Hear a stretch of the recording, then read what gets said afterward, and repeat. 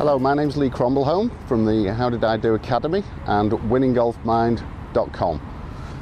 I'm here at the Johnny Walker Championship at Glen Eagles for the European Tour event, and just about a couple of weeks after the Olympics, which was an absolutely fantastic exhibition of sportsmanship and pride and passion. It was also an exhibition of mental strength and physical ability. One of the most interesting things that I found about the Olympics was some of the interviews of the athletes and the coaches, either before or after they've actually performed. A number of things kept coming through in those interviews.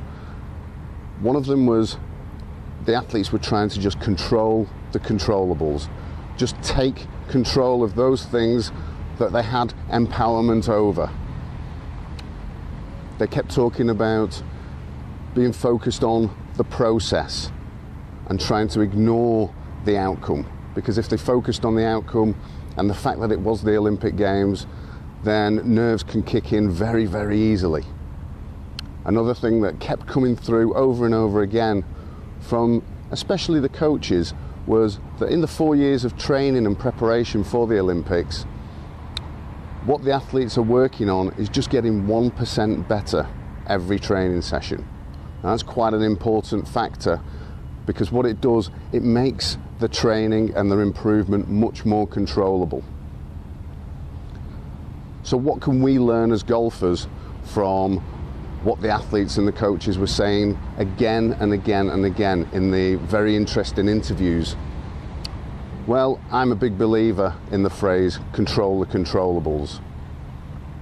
My clients, whether they're out here on the European Tour or club players just like yourself, I really get it into them about controlling the controllables.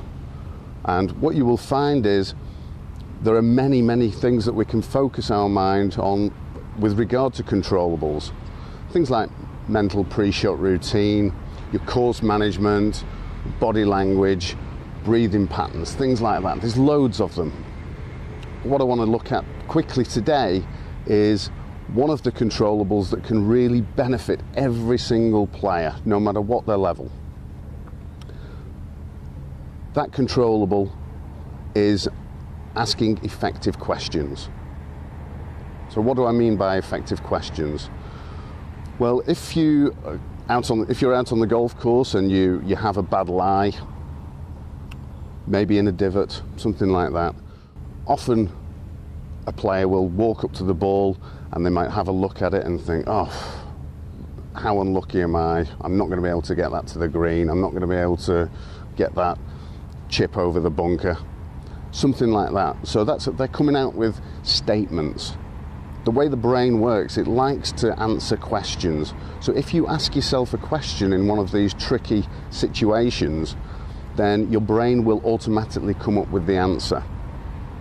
So if we take an example of a ball lying in a divot, rather than coming up with the statements and the moans and the groans of being unlucky and how am I going to get this there or do that, if you ask yourself the question, how do I get this ball onto the green? How do I get a good strike here? Your brain starts to create a much more positive imagery, a much more positive mindset. And with that, you start to look for solutions rather than focusing on the problem. It might be the same if you end up in a really bad lie, maybe just off the green or just off the fairway in some rough. You know, rather than going, oh, look at this rough, I've been really unlucky again. Will I get a flyer? Won't I get a flyer? Am I going to be able to get the club on the back of the ball? Just asking yourself the question, right, what is my best option here? Something like that. Or what's the most club I can get on the back of the ball safely and with confidence? So asking yourself a question is a really good thing to do. It's something that I definitely get a lot of my clients to do, struggle with some of these issues. If you're off 18 handicap, what you might want to do is on every tee, ask yourself, how can I make par or bogey on this hole? And what that will do is it will start to create a more positive mindset and game plan for that hole. That's just an example. For those of you that are lower handicaps, maybe playing a easy par 5, it might be, how can I potentially make birdie on this hole?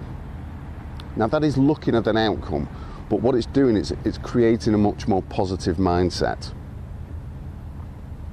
So I hope you get the idea about asking effective questions, because if you ask your brain a question, a different part of your brain called the subconscious wants to answer that question automatically in a much more positive way.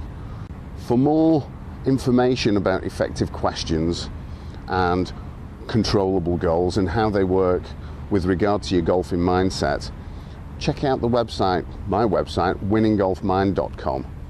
For you HDiD Academy watchers and subscribers, all you need to do to get a significant discount on the winninggolfmind.com website is to put in the coupon code when you sign up. There's so much information in there about how players like yourself can improve the mental game to improve your scoring and enjoyment of the game.